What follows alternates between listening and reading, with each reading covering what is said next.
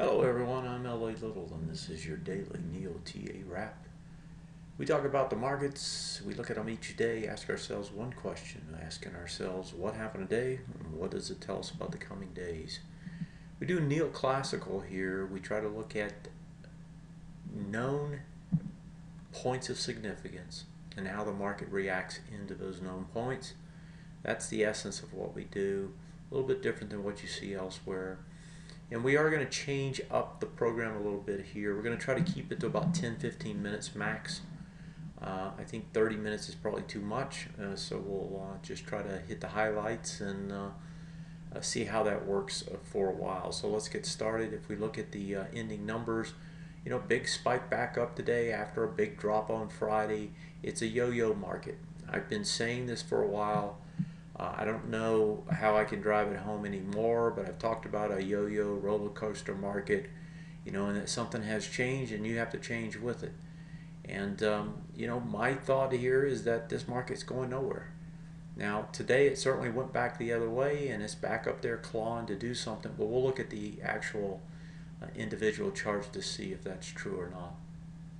So, big moves up, anywhere from about 1% up to about 1.25%. Gold was down. Commodities in general got hit. Dollar was up.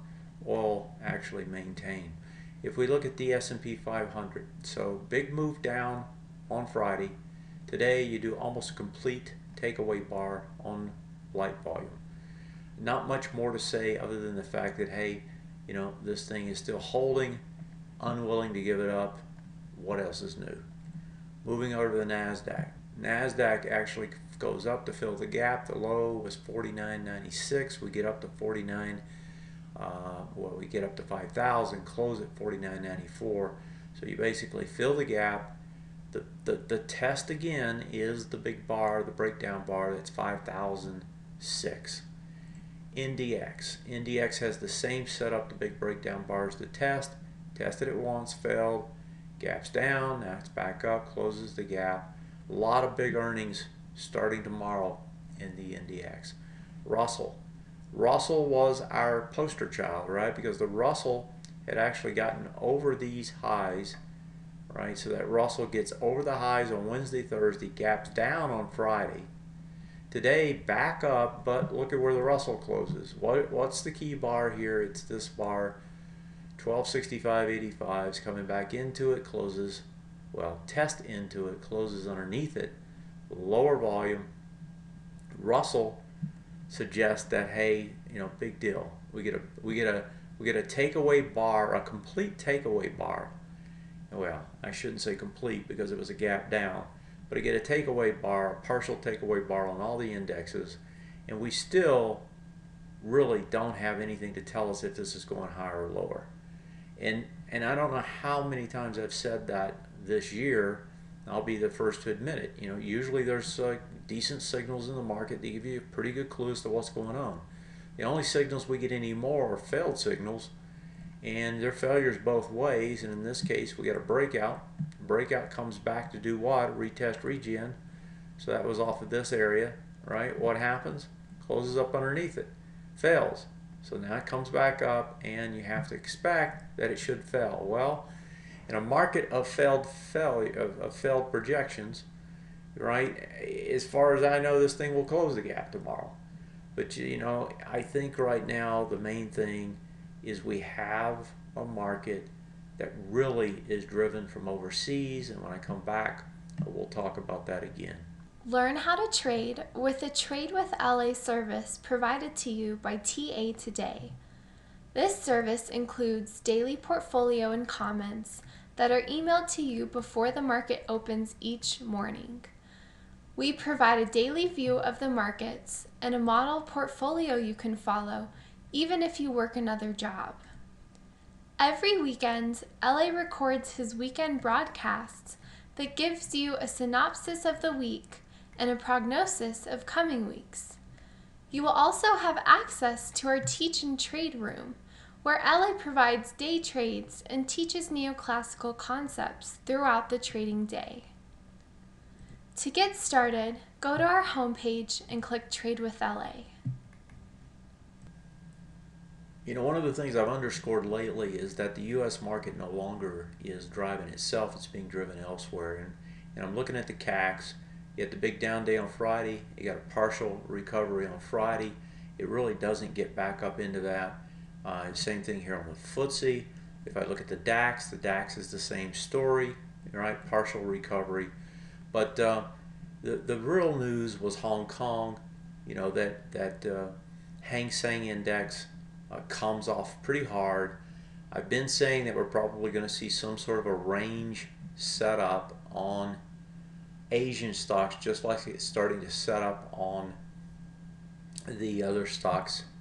And what occurs to me is that if that range is setting up, what that probably says, and it's all across the board here, what that probably says is that no longer are we going to see the U.S. markets work higher, but instead we're going to see them work sideways to lower. And if we look at the sectors, right, we're kind of seeing that. I mean, you're coming back to the breakdown bars just like you are on the indexes, and you're struggling. You're struggling on almost all of them, and you know, we could flip through a few of these, but you'll see it across the board. You know, these sectors, you know, are not that thrilling. Here's the IYT, broke down, it's coming back up, doing a retest regen. We'll see if it can get higher, but it looks like it probably will fail there.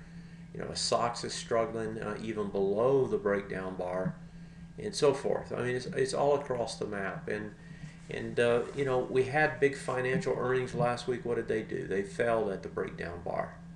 So, you know, what I see is U.S. markets not driving the picture anymore. Consolidation setting up in Europe and in Asia. And what does that do? Well, that's not, you know, the only reason we've been up here, in my opinion, lately is because of the strength in the overseas markets. If those markets cool off, expect these markets to work lower. And that's the way this is starting to set up. And I would be very concerned if, in fact, those consolidation ranges in Europe, in Asia, you'll get that initial bounce just like you saw today.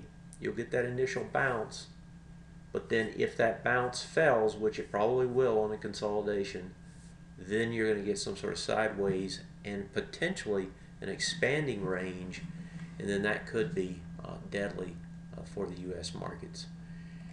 Well, if we go over quickly in the amount of time we have left here, I want to show you, you know, there's two wild cards that's taking place one now. One is the dollar. The dollar is, you know, building out this big range of its own, although quite bullish if you look at it from a weekly perspective, but a range nevertheless. And then the other is the bonds, which are themselves stuck in a very tight range, swing point lows above and, I mean, below and highs above. When this one breaks, you know, typically if the bonds break to the upside, that brings rates down, and that typically says people are piling in as a result of safety or the desire for safety. On the dollar, you know, even though studies show that there's not a huge correlation, you know, things change over time, and right now there is a correlation. The correlation is the higher dollar is hurting company profits, or at least being blamed for them, and that, of course, is working against equities going higher. So a higher dollar works against equities actually traveling higher. So those two wild cards, both, in particular the bonds, are gearing up to do something. Dollar looks like it's range trading for a while, but I suspect the dollar is going higher over time, not lower. The euro, the yen are going to go lower. That, again, is going to be continued headwind. It's going to be headwind for the Fed in terms of doing what it says it needs to do. And the backdrop is you don't have good economics and so forth, you know, powering this market anymore. So, you know, right now, this market's stuck at best. And the potential, of course, as I talked about last night, is that you potentially get something a lot worse. But, you know, we're not there yet. The structure's slowly building out. And if, in fact, these markets can't find a way to get up higher and higher, then I suspect they are going to find a way to go lower. Okay, that's it for tonight. I'm going to wrap it up with that. My take tomorrow, more than likely you're going to get a little downward pressure, and the real key is what's happening in Europe, what's happening in Asia. Asia probably bounces a little bit tonight. Europe maybe gets a little bit more bounce in the morning, but I suspect it's probably going to be all it gets, and then it's going to turn around and head back the other way. And that's going to put pressure on us. Thanks for joining me. Have a great one. I'll see you next time.